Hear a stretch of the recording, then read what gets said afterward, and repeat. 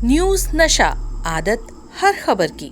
और वो लड़ाई लड़ने के बाद एक तरफा कर दिया गया है यहाँ पर। इसको पूरा आपका जो चेहरे पर लगातार हर इंटरव्यू में एक गुस्सा नाराजगी दिख रही है, उसकी वजह सिर्फ ये है कि धर्म शास्त्र के मुताबिक चीजें नहीं है, या आपकी इतनी एक तपस्या मेहनत जो रही है लड़ाई लड़ने की, इसको बिल्कुल नजरअंदाज कर दिया गया। तो हम आपको बताना चाहेंगे कि मूर्ति पहले से प्रतिष्ठित है। जो रामलला विराजमान हैं, उन्हीं के लिए लंबे समय से संघर्ष हुआ है। आपने कहा कि वहां पर पहले से ही प्रभु राम जो हैं उनकी प्राण प्रतिष्ठा हो रखी है, क्योंकि वो खुद वहां विराजमान है। तो धर्मशास्त्र क्या कहता है ऐसी स्थिति में, अगर दोबारा से प्राण प्रतिष्ठा की जाती है, इस तरह का आयोजन किया जाता है, तो शास्त्र क्या कहते हैं इसमें? हमारा मूल जो प्रश्न है वही है, और वो धर्मशास्त्र से सम्मत है। और उसमें धर्मशास्त्र में लिखा है, अपूर्ण मंदिर में अगर प्रतिष्ठा की गई तो उसमें दैवी शक्ति नहीं, आसुरी शक्ति आकर के विराजमान होगी, जो सनातन धर्मियों को परेशान करेगी और अनिष्ट होगा। तो धर्मशास्त्र का अपमान भगवान भी नहीं कर सकते, वो भी शास्त्र में बंधे हुए हैं। इसीलिए अवतार धारण करके धर्मशास्त्र की आज्ञाओं का पालन करके दिखाते हैं कि देखो, मैं परब्रह्म परमात्मा हूँ, सर्वतंत्र समर्थ हूँ, फिर भी मैं शास्त्र विधान को मानता हूँ। हमारे साथ इस वक्त ज्योतिष पीठ के शंकराचार्य स्वामी श्री अभिमुक्तेश्वरानंद जी हैं, और लगातार इस पर ये चर्चा हो रही है कि क्या वाकई में प्राण प्रतिष्ठा सही हो रही है। लेकिन एक बड़ा सवाल इसके साथ और आ गया है अब, क्योंकि जिस तरह से शंकराचार्य जी ने लगातार सवाल उठाए हैं, उसके बाद अब देखने को ये मिल रहा है कि मोदी जी प्राण प्रतिष्ठा की प्रक्रिया में अभी शामिल नहीं है, आगे शामिल होंगे और एक फाइनल टच जो होगा उसे देंगे, यानी कि जब मूर्ति स्थापित करेंगे उस वक्त शामिल होंगे। इसी पर सवाल करते हैं आगे। महाराज जी, ये जो स्थिति दिखाई दे रही है कि अनिल मिश्रा और उनकी पत्नी अब वो पूजा में बैठे हैं, और जो आगे की पूरी प्रक्रिया है वो पूरा कर रहे हैं, और प्रधानमंत्री नरेंद्र मोदी उसमें नहीं बैठे हैं, तो इसको आप किस तरह से स्थिति को भी देख रहे हैं? देखिए, ये सब स्थिति परिस्थिति आप लोग देख रहे हैं, हम्म। हम जो देख रहे हैं वो दूसरी चीज है। और हम ये देख रहे हैं कि जब तक मंदिर पूरी तरह से निर्मित नहीं हो जाता है, तब तक वहां धर्मशास्त्र की दृष्टि से प्रतिष्ठा नहीं हो सकती है। और दूसरे, आप कह रहे हैं कि मूर्ति वहां पर प्रतिष्ठित हो रही है, तो हम आपको बताना चाहेंगे कि मूर्ति पहले से प्रतिष्ठित है। जो रामलला विराजमान हैं, उन्हीं के लिए लंबे समय से संघर्ष हुआ है, और वो स्वयं प्रकट हुए हैं। उसके प्रमाण हैं 22-23 दिसंबर की 1950 की रात्रि में वो वहां प्रकट हुए। मुसलमान जो चौकीदार था उसने हलफनामा दिया है, शपथ पत्र दिया है कि मैं रात को ड्यूटी पर था, अचानक बहुत तेज रोशनी हुई, मेरी आंखें चौंधियाने लगी, फिर मैंने देखा कि क्या है, तो तीनों गुंबदों के बीच वाला जो गुंबद है उसके अंदर प्रकाश दिखाई दे रहा था। जी, आपने कहा कि वहाँ पर पहले से ही प्रभु राम जो हैं, उनकी प्राण प्रतिष्ठा हो रखी है, क्योंकि वो खुद वहाँ विराजमान है। तो धर्मशास्त्र क्या कहता है ऐसी स्थिति में, अगर दोबारा से प्राण प्रतिष्ठा की जाती है, इस तरह का आयोजन किया जाता है, तो शास्त्र क्या कहते हैं इसमें? देखिए, प्रतिष्ठित मूर्ति की, पूजित मूर्ति की पुनः प्रतिष्ठा नहीं होती है, हुँ। वो तो पहले से पूजित है। योगी आदित्यनाथ ये कह रहे हैं कि मकर संक्रांति के बाद हर दिन शुभ है। उनका ये कहना है, वो उन्होंने शुभ घड़ी उन्होंने अपने मुताबिक देखी है। लेकिन शंकराचार्य जी जो कहेंगे वो धर्मशास्त्र में ज़्यादा ऊपर होगा ना, फिर कैसे सब इस तरह से जा रहे हैं खिलाफ? देखिए, बात ये है कि वैसे तो भगवान ने ही समय का निर्माण किया है, वो काल काल रूप हैं। इसलिए कोई भी समय पवित्र ही होता है। लेकिन फिर भी पवित्र समय हम लोग खोजते हैं ना, मुहूर्त निकालते हैं ना। हुँ। जैसे अग्नि सर्वत्र विद्यमान है, लेकिन जहाँ घर्षण करो वहाँ उत्पन्न होती है। उसी तरह से भगवान सब समय में है और सब जगह में है, फिर मंदिर बनाने की भी क्या ज़रूरत है? फिर तो भगवान सर्वव्यापी भी है। जैसे सब समय पवित्र है, वैसे सब जगह भी भगवान की उपस्थिति है। फिर आपको मंदिर बना करके अलग से व्यवस्था बनाने की क्या आवश्यकता है? ये सब दार्शनिक पक्ष है। व्यवहार पक्ष में व्यवहार देखना पड़ता है, दार्शनिक पक्ष में दार्शनिकता देखी जाती है। दार्शनिक पक्ष को व्यवहार में नहीं मिलाया जा सकता और व्यवहार को दर्शन में नहीं मिलाया जा सकता। और जहाँ तक ये बात है कि राम से ऊपर कोई नहीं है, तो ये गलत है। राम से ऊपर है कोई, और कौन है? वो है शास्त्र। तस्मात् शास्त्रम प्रमाणन्ते कार्याकार्य व्यवस्थितौ ज्ञात्वा शास्त्र विधानोक्तम कर्म कर्तुमिहार्हसि।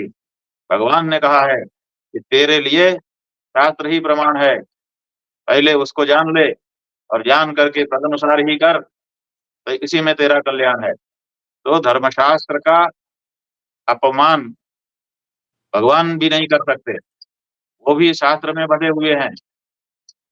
इसीलिए अवतार धारण करके धर्मशास्त्र की आज्ञाओं का पालन करके दिखाते हैं कि देखो, मैं परब्रह्म परमात्मा हूँ, सर्वतंत्र समर्थ हूँ, फिर भी मैं शास्त्र विधान को मानता हूँ। तो इसलिए ये कहना कि राम से ऊपर कोई नहीं है, बिल्कुल गलत है। हमारे शास्त्र राम से भी ऊपर है। राम भी अगर आते हैं, कृष्ण भी अगर आते हैं, तो शास्त्र नियमों का पालन करते हैं और ये दिखाते हैं कि हमसे ऊपर हैं शास्त्र। हम्म। और जिस तरह से मंदिर को सौंपा जाएगा, रामानंदाचार्य जी जो है, जो वहां पर इस वक्त मौजूद हैं, उनका ये कहना है कि प्रधानमंत्री नरेंद्र मोदी में वो भगवान को देखते हैं। वो सबसे बड़े देवता है, क्योंकि जो शासक है वो देव रूप होता है, और अगर वो ये पूजा करते हैं तो इसमें कुछ गलत नहीं है। देखिए, बात यह है कि मंदिर जो है, अभी जो स्थपति है, माने जो निर्माण करता है, सोमपुरा, अभी निर्माण जब तक होगा तब तक उसके अंडर में आता है। निर्माण पूरा होने के बाद वो हैंड ओवर करेगा कि अब आप लोग लीजिए, अब मैंने निर्माण कर दिया। तो निर्माण पूरा होने के पहले वो हैंड ओवर कर नहीं सकता।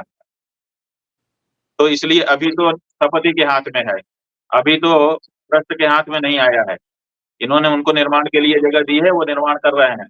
जब तक निर्माण का कार्य चलेगा अंतिम तक, तब तक उनके पास रहेगा। इसलिए हमारे यहाँ शास्त्रों में विधि है कि जब निर्माण पूरा हो जाएगा तब हमको उसको हैंड ओवर कराएंगे। हैंड ओवर कराने के बाद तब हम प्रतिष्ठा के लिए वहां पर पवित्रता करेंगे, 7 पुण्याह वाचन करके हम उसकी पवित्रता करेंगे। तो एक तो ये बात है कि अभी तो स्थपति के हाथ में धर्मशास्त्र की दृष्टि से वो मंदिर का परिसर है। और दूसरी बात यह है कि देखिए, एक व्यवहारिक प्रश्न भी हम उठाना चाहते हैं कि वहां पर बहुत बड़ा मंदिर बन रहा है, बहुत सारी मशीनें हैं, बहुत सारे लेबर और कॉन्ट्रैक्टर हैं, और वहां पर निरंतर कार्य चल रहा है। और जहां पर निरंतर कार्य चल रहा हो, उस जगह को पब्लिक के लिए खोल देना, पब्लिक के माने शरीर को खतरे में डालना है। जहां पर निर्माण कार्य चलता है वहां पर बैरियर लगा दिया जाता है कि वर्क इन प्रोग्रेस। तो वर्क इन प्रोग्रेस में सबको नहीं जाने दिया जाता है। जो लोग मतलब समझते हैं, कंस्ट्रक्शन रूल फॉलो नहीं हो रहे हैं, आप ये शिक्षित होते हैं, उन्हीं को जाने दिया जाता है। तो अभी कार्य पूरा नहीं हुआ, वहां पर पब्लिक के लिए खोला जा रहा है। ये तो खिलवाड़ है, ये सुरक्षा नियमों के विरुद्ध है।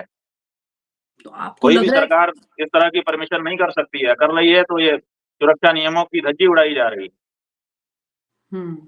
ये कंस्ट्रक्शन रूल फॉलो नहीं हो रहे हैं, आप ये कह रहे हैं। लेकिन वहां पर जिस तरह कंस्ट्रक्शन का भी तो कोई रूल होता है, क्या उसको फॉलो नहीं किया जाना चाहिए लोकहित में? यहाँ पर तो एक लंबी चौड़ी लिस्ट है। जब अगर देखते हैं कि कौन कौन इनवाइटीज आ रहे हैं वहां पर, तो उसमें बहुत सारे फिल्म स्टार्स हैं, बहुत सारे कॉर्पोरेट जगत के लोग हैं, देश से हैं, विदेश से हैं, और जो नेता हैं वो हैं। लेकिन अगर मैं लिस्ट में धर्माचार्य के नाम देखती हूँ तो उस तरह से वो टॉप लिस्ट में नहीं दिखाई देते हैं। तो आपको क्या लगता है? आपका इंटरव्यू मैंने एक देखा था जिसमें आप ये बता रहे हैं कि किस तरह से आपने अदालत की पूरी जो लड़ाई है वो लड़ी है, और वो लड़ाई लड़ने के बाद एक तरफा कर दिया गया है। यहाँ पर इसको पूरा, आपका जो चेहरे पर लगातार हर इंटरव्यू में एक गुस्सा, नाराजगी दिख रही है, उसकी वजह सिर्फ ये है कि धर्म शास्त्र के मुताबिक चीजें नहीं है, या आपकी इतनी एक तपस्या, मेहनत जो रही है लड़ाई लड़ने की, इसको बिल्कुल नजरअंदाज कर दिया गया? नहीं, हम लड़े किस लिए थे? इसलिए नहीं लड़े थे कि हम ट्रस्टी बन जाएंगे, महंत बन जाएंगे, पुजारी बन जाएंगे, व्यवस्थापक बन जाएंगे। इसके लिए लड़े ही नहीं थे। हम तो इसलिए लड़े थे कि हमारी जगह थी उस पर बलपूर्वक कुछ लोगों ने कब्जा कर लिया था। ये हमारे ऊपर अन्याय था, हमारे समाज के ऊपर। उस अन्याय के प्रतिकार के लिए लड़े थे। तो इसलिए हम तो लड़े उसके लिए, जो हम जिसके लिए लड़े वो हो गया, उसके लिए हम प्रसन्न हैं। हम अभी भी प्रसन्न हैं, कोई बनाए, कोई वहाँ व्यवस्था करे, इसमें भी हमारा कुछ लेना-देना नहीं। हमारा जो गुस्सा आप देख रही हैं, वो इसके लिए नहीं है कि हमको वहाँ पे क्यों नहीं मौका मिल रहा है, हमको क्यों नहीं वहाँ पे चौधरी बनने का। हमको चौधरी बनना ही नहीं है, हम तो पहले से ही इतने दायित्व हैं हमारे। आप क्या समझती हैं, जो शंकराचार्य है ना, वो विश्व में जहाँ भी सनातन धर्म का मंदिर होता है, वो सब के वो मालिक हैं और सब जगह पर उनको मार्गदर्शन करने का अधिकार है और उनके आदेश को कोई नहीं टाल सकता। तो कोई भी मंदिर हो पूरे संसार का, वो सब हमारे अंडर में आता है, नियमानुसार। तो ऐसी परिस्थिति में किसी एक मंदिर के बारे में हमारे मन में कोई इच्छा जाग जाए, भौतिक इच्छा, ऐसी बिल्कुल कोई बात नहीं है। हम तो धर्मशास्त्र के अनुसार चाहते हैं कि धर्म जो कुछ करना है धर्मशास्त्रानुसार करो। जब नहीं होता है तो हमको बोलना पड़ता है। और जब लोग गलत व्याख्या करने लगते हैं, तो थोड़ा-सा दृढ़ता दिखाने के लिए गुस्सा भी दिखाना पड़ता है। ये बात। हुँ। लेकिन ऐसे में वासुदेवानंद सरस्वती जो हैं, उनका ये कहना है, आपके लिए उन्होंने बहुत ही विवादास्पद बयान दे दिया है। उन्होंने कहा है शंकराचार्य तो दूर, वो ब्राह्मण भी नहीं है। इस तरह की बात सामने आ रही है। आपको नहीं लगता कि अलग-अलग इस तरह की बातें सामने आने से जनता को, अगर आप सही संदेश दे रहे हैं, तो वो नहीं पहुँचने वाला है? वो धर्मशास्त्र की जो प्रक्रिया है, वो क्लियर नहीं होगी? देखिए, हमने एक प्रश्न उठाया, उस प्रश्न में ये बात कहाँ से आ गई कि कौन ब्राह्मण है, कौन क्षत्रिय है? अगर ऐसा प्रश्न हो तो वहाँ पर प्रश्न उठाया जाए। यहाँ तो हमने एक प्रश्न उठाया कि अर्धनिर्मित मंदिर में प्रतिष्ठा नहीं हो सकती। इसका जवाब कोई नहीं दे रहा है। वो कह रहे हैं ये जो पूछ रहा है ये ब्राह्मण नहीं है। ये तो हमारे प्रश्न का जवाब नहीं है। और दूसरी बात ये है कि अगर हम ब्राह्मण नहीं हैं, तो उसके लिए आप न्यायालय में जाइए, सिद्ध कर दीजिए। अपने आप हमको पद से हटना पड़ जाएगा। हम 40 साल से अपने गुरुजी के पास थे। क्या गुरुजी ने बिना हमको जाने ही हमको सन्यासी बना दिया? इतने गैर जिम्मेदार थे वो। तो ये जब जवाब किसी का नहीं होता है, तब इस तरह की बातें उठाई जाती हैं। इनका कोई लेना-देना नहीं। जब हम बात करते हैं देश में मंदिर की, और खास तौर से ऐसे मंदिर की जो कि सनातन धर्म के लिए बहुत अहम जगह है। क्योंकि अगर हम शंकराचार्य पीठ की भी बात करते हैं, वहां पर बद्रीनाथ की बात करते हैं, पुरी मंदिर की बात करते हैं, तो इस तरह से वो सब इतने अहम जगह हैं हमारे सनातन में, जिसको नजरअंदाज नहीं किया जा सकता। फिर आपको क्या लगता है कि इतनी सारी बातें होने के बाद भी प्रधानमंत्री नरेंद्र मोदी इस तरह से नजरअंदाज कर रहे हैं स्थितियों को, और उनकी तरफ से तो कोई बात ही सामने नहीं आई है? योगी आदित्यनाथ का तो बयान तो मैं आपको बता चुकी हूँ, लेकिन उनकी तरफ से कुछ भी अभी तक सामने नहीं आया है। उनसे पूछिए। लेकिन उन्होंने प्राण प्रतिष्ठा से जो पहले पूरी प्रक्रिया होनी थी, उसमें से सिर्फ आखिरी पल में वो जाएंगे अब। आपको अरे नहीं उनकी लगता बात शायद हम आपकी कैसे बता नाराजगी का सकते हैं? असर है? आप उनकी बात हमसे पूछेंगे, तो हम कैसे बता पाएँगे? वो उनका विषय है, वो उनकी बात उनसे पूछी जाए। आपको नहीं लगता आपकी नाराजगी का असर है कि आखिरी वक्त में अब वो जा रहे हैं वहां पर, और बाकी की जो प्रक्रिया है वो एक जोड़े के रूप में अनिल मिश्र जो है वो कर रहे हैं? अब ये हमको तो बिल्कुल नहीं लगता है, ये आप लोगों को लगता है। हमारा मूल जो प्रश्न है, वही है और वो धर्मशास्त्र से सम्मत है और उसमें धर्मशास्त्र में ये लिखा है, अपूर्ण मंदिर में अगर प्रतिष्ठा की गई, तो उसमें दैवी शक्ति नहीं, आसुरी शक्ति आकर के विराजमान होगी, जो सनातन धर्मियों को परेशान करेगी और अनिष्ट होगा। ये जो वाक्य हमारे शास्त्रों में हमको उपलब्ध हुए हैं, इससे हम अपने समाज के लिए चिंतित हैं और इसीलिए हम ये बात उठा रहे हैं। तो क्या मोदी जी चुनाव भी हार सकते हैं इससे? इसके अलावा बाकी कोई लेना-देना हमारा नहीं है, राजनीतिक प्रश्न से हमारा क्या लेना? लेकिन ये सनातन धर्म पर अगर इसका कुछ अगर दुष्प्रभाव होगा, तो क्या पूरे समाज पर होगा, या फिर उस व्यक्ति पर जो पूजा करेगा या प्राण प्रतिष्ठा के तौर पर मूर्ति को स्थापित करेगा? देखिए, अगर वहाँ पर आसुरी शक्तियाँ आकर के विराजमान हो गई, अविधि-पूर्वक कार्य करने से, तो पूरे समाज का नुकसान होगा, विशेष रूप से जो लोग जुड़े हैं और जो विशेष रूप से उससे भी विशेष रूप से जो आगे होकर के कार्य कर रहे हैं। जब मंदिर का पहला वहां पर स्टोन रखा गया था, पत्थर रखा गया था, उस वक्त भी ये चर्चा हुई थी कि प्रधानमंत्री नरेंद्र मोदी जो जोड़े स्वरूप वहां पे किसी को भी पूजा करनी चाहिए थी। क्या आपको ऐसा लगता है कि जोड़ा स्वरूप ही पूजा वहां पर ऐसी स्थितियों में होनी चाहिए, या कोई व्यक्ति जो कि वैवाहिक नहीं है या जो सिंगल है वो भी कर सकता है? देखिए, ये धर्मशास्त्रीय प्रश्न है। हमारे यहाँ जब विवाह होता है सनातन धर्म में, हम्म। तो सनातन धर्म में वाक्य दिए जाते हैं, वागदान कहते हैं उसको। तो कन्या भी वर वागदान में वाणी देती है, वचन देती है, और पति भी देता है। और उस समय पति के द्वारा ये वचन दिया जाता है कि जब जब मैं धर्म कार्य करूंगा, तुझे आधे अंग के रूप में अपने बगल में बैठा करके करूंगा, ओके। और फल का भी स्वामित्व तो हम दोनों का होगा। तो ऐसी परिस्थिति में जो सनातन धर्म है उसमें कोई भी धर्म कार्य अगर कोई व्यक्ति विवाहित है तो पत्नी के साथ ही कर सकता है, अकेले नहीं कर सकता। अपनी पत्नी को वंचित करके नहीं कर सकता। लेकिन अभी जब प्रधानमंत्री जी उस दिन मूर्ति स्थापित करेंगे तो वो तो अकेले करेंगे। तो वो सब आप लोग देखिए। तो धर्म के अनुसार वो प्रोसेस सही नहीं हमारा होगा काम इसका? क्या है?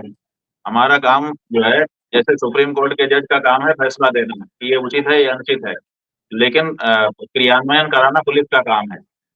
वो हमारा काम नहीं है। हमने उचित अनुचित बता दिया, जनता के सामने रख दिया, धर्म शास्त्र सम्मत बात कह दी।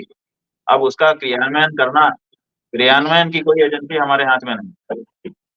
शंकराचार्य जी, क्या आपको नहीं लगता है कि इतनी बड़ा पद है ये, लेकिन जिस तरह से चीजें सामने आ रही हैं उसमें कई लोग का ये कहना है कि इसमें राजनीति घुस गई है, या राजनीति में शंकराचार्य जी दखल कर रहे हैं? इस तरह की स्थितियां भी क्या आपको लगता है कि बन रही हैं, और आपकी बात अपने सिरे से हट करके दूसरी तरफ जा रही है? क्योंकि आज की तारीख में सोशल मीडिया बहुत ज्यादा इम्पैक्ट करता है, बहुत असर करता है। ठीक है जी। अब ये जो राजनीति वाले लोग हैं वो समझते होंगे कि इसका क्या प्रभाव जा रहा है राजनीति के क्षेत्र में। हम तो ये कहना चाहते हैं कि राजनीति भी एक अच्छा क्षेत्र है, वो भी लोक कल्याण के लिए प्रवृत्त है। राजनेता अपना पूरा जीवन समर्पित करते हैं, जनता के लिए जीते हैं। हम उनका अनादर नहीं करते हैं, लेकिन धर्म का क्षेत्र अलग है।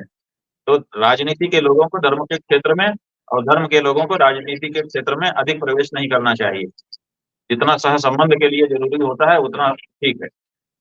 मैंने ये भी देखा कि आप ये कह रहे हैं कि आप जाने के लिए मतलब मना नहीं करें, लेकिन गौ रक्षा की बात आपने सामने रखी है। क्या ये बात सही है कि आप जाने को तैयार हो जाएंगे अगर आपने एक कंडीशन सामने रखी है कि गौ रक्षा पूरी तरह से होनी चाहिए, वो प्रण पूरा नहीं हुआ है? देखिए, ये सैकड़ों वर्षों से हम सनातन धर्मियों के हृदय की पीड़ा है। बहुत बड़ा हमारे माथे पर कलंक है कि हम अपनी पूजनीय गौ माता को नहीं बचा पा रहे हैं। अगर गौ माता के लिए, उनकी रक्षा के लिए, उनके सम्मान के संवर्धन के लिए कोई निर्णय लिया जाता है तो वो बहुत ही प्रसन्न करने वाला हम लोगों को होगा। और स्वाभाविक है कि तब हमको विचार करना पड़ेगा। लेकिन तब तक तो पूरा काम हो चुका होगा, मंदिर का प्राण प्रतिष्ठा हो चुकी होगी। ये तो एक लंबा काम है, इतनी जल्दी तो पूरा होगा नहीं। यानी कि आप जाना नहीं चाहते हैं, इसलिए एक ऐसी बात अब सामने है जिसको लेकर के आपने क्योंकि लोग भी नाराज हो रहे हैं, कई कह रहे हैं कि आपको आना चाहिए। जो धर्म से जुड़े हुए लोग हैं वो भी कह रहे हैं कि आपको आना चाहिए। बाकी दो शंकराचार्य जाने को तैयार हैं, और आप और शंकराचार्य जी पुरी से जो है वो जाने के लिए मना कर ठीक रहे है, हैं। अपने लोग उसी दिन देखेंगे कौन जाता है, कौन नहीं जाता है, और कौन क्या करता है, क्या कहता है। ये सब तो ऐसे प्रसंग जब आते हैं उसी समय पता चलता है कि किसके मन में क्या चल रहा है। जब कोई बड़ी गलती होती है तो इतने बड़े पद पर शंकराचार्य जी कोई ऐसे उपाय भी बताते हैं जिससे कि समाज जो है वो ऐसे दुष्प्रभावों से बच सके। क्या कोई ऐसा उपाय होगा जिससे बचा जा सकेगा? हमने उपाय बता दिया। आपने मंदिर बनाया है विराजमान रामलला के लिए। रामलला विराजमान ने ही मुकदमा लड़ा है, वही जीते हैं। उनमें पहले से प्राण है, प्रतिष्ठा करने की जरूरत नहीं है। जो मुख्य गर्भगृह बनाया है उसके चबूतरे पर उनको समयानुसार कभी भी विराजमान कर दीजिए, क्योंकि वहाँ कोई दूसरे धार्मिक आयोजन की आवश्यकता नहीं है। आप आयोजन कर ही रहे हैं, तो जो रामलला विराजमान है उनको प्रतिष्ठा वहां पर विराजमान कर दीजिए। और बाकी आप सौंदर्य के लिए, शोभा के लिए, लोक प्रेरणा के लिए कुछ और सजावट करना चाहते हैं वो सब करिए, तो इसमें कोई बाधा नहीं है, ये रास्ता है। तो मतलब अब अभी कह लेकिन रही अगर महज आप आयोजन हो दूसरी रहा है किसी ये और मूर्ति कुछ को भी नहीं? स्थापित करते हैं तो वो रामलला के प्रति अन्याय है। मतलब आप ये कह रही है महज आयोजन है और कुछ भी नहीं है, इसके अंदर धर्मशास्त्र जैसी कोई चीज नहीं है, सिर्फ एक फंक्शन है ये, अब आप ये कह रहे हैं? जी, धर्मशास्त्र की दृष्टि से अगर वो पूरा नहीं होगा तो फंक्शन ही तो रह जाएगा, प्रतिष्ठा कैसे बनेगा? प्रतिष्ठा तो तब होगी जब धर्मशास्त्र के सम्मत विधि से की जाएगी। महाराज जी, एक आखिरी सवाल, 2024 है ये, इसी में चुनाव है, हालांकि राजनीति में आपको नहीं होना चाहिए, बात चर्चा नहीं करनी चाहिए, लेकिन क्या जनता के जहन पर इसका असर पड़ेगा कि इसकी दुष्प्रभाव खुद प्रधानमंत्री को झेलने पड़ सकते हैं? ये राजनीतिक जो ज्ञान रखने वाले लोग हैं उनके विश्लेषण का विषय है। जनता किन बातों से प्रेरित होती है, किन से नहीं प्रेरित होती है, किसका प्रभाव पड़ता है, किसका नहीं पड़ता है, इस बारे में हमारा कोई अध्ययन नहीं है और कोई ऐसी विशेषज्ञता भी हमारी नहीं, और हम किसी दूसरे के अधिकार क्षेत्र में चंचुक हस्तक्षेप नहीं करना चाहते हैं। बहुत बहुत शुक्रिया महाराज जी आपका न्यूज नशा से बात करने के लिए। और आप हमसे जुड़े रहने के लिए सब्सक्राइब करें YouTube पर, फॉलो करें Twitter पर और लाइक करें Facebook पर। और ज्यादा जानकारी के लिए आपको टाइप करना होगा सिर्फ न्यूज नशा।